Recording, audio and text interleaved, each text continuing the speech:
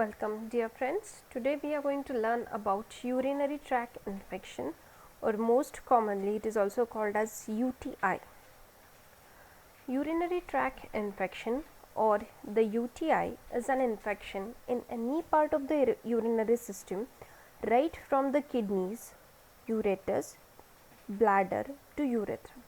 Now this is your urinary system. These are the kidneys, these are the ureters, it is a bladder and it is urethra. Now whenever any type of infection, if it is going to invade your kidneys, your ureters, bladder or urethra, at that time that particular infection is said to be urinary tract infection. So most infections, they involve the lower urinary tract. Mostly it is going to involve your urinary bladder and your urethra. Infection limited to bladder, it can be painful and annoying, causing irritation. If infection it moves to the kidneys, it becomes very serious problem. Women, they are at a higher risk of developing a UTI as compared to men. Among adults aged between 20 to 50 years, UTIs are about 50-fold more common in women. In women of this age group, most UTIs are cystitis or polynephritis.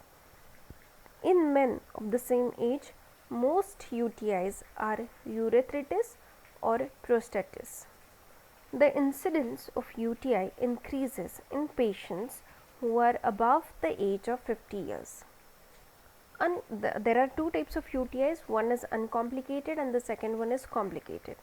The uncomplicated UTI is usually considered to be cystitis or polynephritis that occurs in the premenopausal adult woman with no structural or functional abnormality of the urinary tract and who are not pregnant and have no significant comorbidity that could lead to more serious outcomes.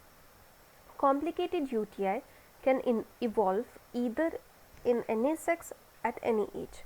A UTI is considered complicated if the patient is a child or is a pregnant lady, the patient has any of the following: a structural or functional urinary tract abnormality and obstruction of urine flow, a comorbidity that increases risk of acquiring infection or resistance to treatment such as poorly controlled diabetes, chronic kidney disease or failure, or immunocompromised patients.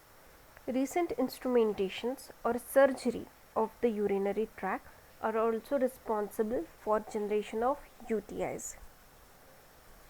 The risk factors mostly for a development of UTI in women, they are going to include the following: female anatomy. A woman has a shorter urethra as compared to the male, which shortens the distance between bacteria that has to travel to reach the bladder.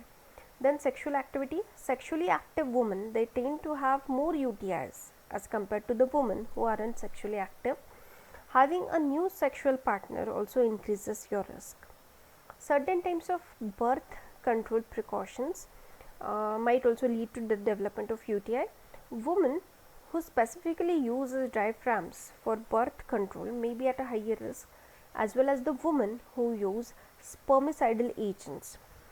Then the next factor is menopause. After menopause, there is a declining level of circulating estrogen, and this is going to cause changes in the urinary tract and it makes you more vulnerable to the infection. If the patient has history of UTIs in the first degree female relatives, or there is a history of recurrent UTI, or if you have UTI at a very early age, then there is a chance that you might in your future life have recurrent episodes of UTIs. Then the next factor is urinary tract abnormality. The babies who are born with urinary tract abnormalities that don't allow urine to leave the body normally, or it causes urine to back up in the urethra, have an increased risk of UTI. Then if there is a blockage in the urinary tract, like blockage due to kidney stones or an enlarged prostate, can trap urine in the bladder and increase the risk of UTI. Then use of catheters. Okay, the people who can't urinate on their own and have to use a tube or catheter to urinate, or the people who have recently undergone a surgery or a medical emergency and are using catheters to urinate, they have an increased risk of UTI. The etiology, it mostly includes the bacteria. The bacteria that most often causes cystitis and polynephritis are enteric, usually the gram-negative aerobic bacteria. It is the most common cause. It includes E. coli. E. coli is responsible for almost 75 to 95% of the cases. The next is Klebsiella, Proteus mirabilis, Pseudomonas aeruginosa. Gram-positive bacteria, they are less commonly known to cause the infection. It includes Staphylococcus saprophyticus, is isolated in almost 5 to 10% of the bacterial UTIs. Enterococcus faecalis, that is group D streptococci. Streptococcus agalatia, that is group B streptococci. In hospitalized patients, E. coli accounts for about 50% of the cases. The gram-negative species, mostly the Klebsiella, Proteus, Enterobacter, Pseudomonas and Serratia, account for about 40%, and gram-positive bacteria like cocci, E. faecalis, S. saprophyticus and Staphylococcus aureus, they account for the remainder, that is the 10% of the cases. Okay. Now, let us take a look towards the pathogenesis of urinary tract infection. First, the bacteria is going to colonize your urethra. Once it starts colonizing here in the periurethral area, then it will slowly it will ascend through the urethra towards the bladder. So, from here it is going to move towards the bladder. Okay. Now, the fimbria allows bladder epithelial cell attachment and penetration. The fimbria is present in the particular bacteria and it helps for attachment and penetration. Once it has attached and penetrated, the bacteria is going to replicate inside the epithelial cells of this bladder, and it might even form biofilms. Once it has started its growth in this bladder, normal maturation occurs in bladder, and once it is successful, then slowly it is going to ascend through the ureters. Okay. So, once your bacteria, it has sufficiently colonized the bladder, it ascends towards the ureter, and after that it will gain entry into your kidneys. The fimbria may aid in the ascension process. Bacterial toxins may also play a role by inhibiting the peristalsis of this ureters and bladder. If there is no peristalsis, then the urine flow is reduced, and due to that, washing off of the bacteria is prevented. Okay, and your bacteria, it can remain inside your system for a more period of time. Then infection of the renal parenchyma causes an inflammatory response, and you have to keep in mind, infection of the renal parenchyma is called as polynephritis.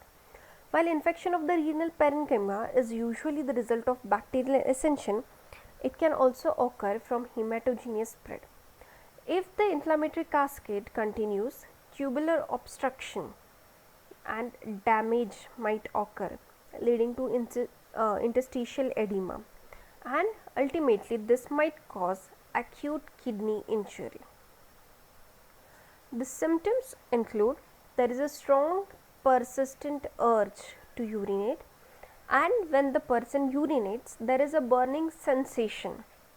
There is frequent passing of the urine, but though the frequency is increased, the amount of urine which is given out is very small. The urine that urine appears cloudy. Urine that appears red, bright pink or cola colored shows the sign of blood in the urine. Then the urine is strong smelling. There is pelvic pain in women, especially in the center of the pelvis and around the area of the pubic bones.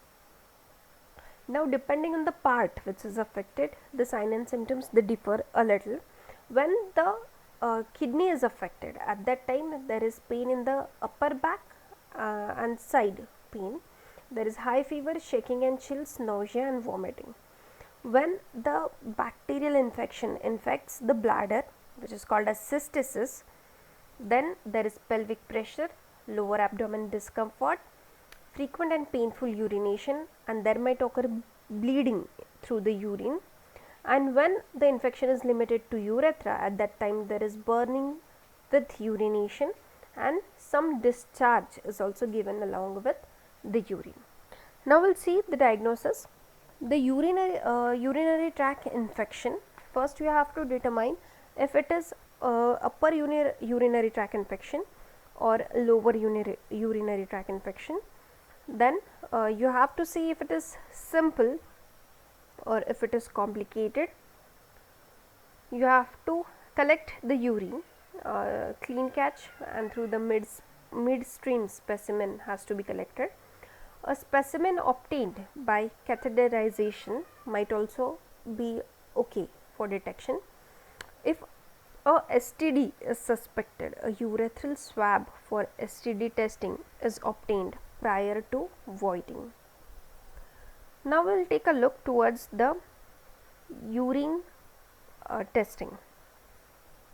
You can carry out dipstick test.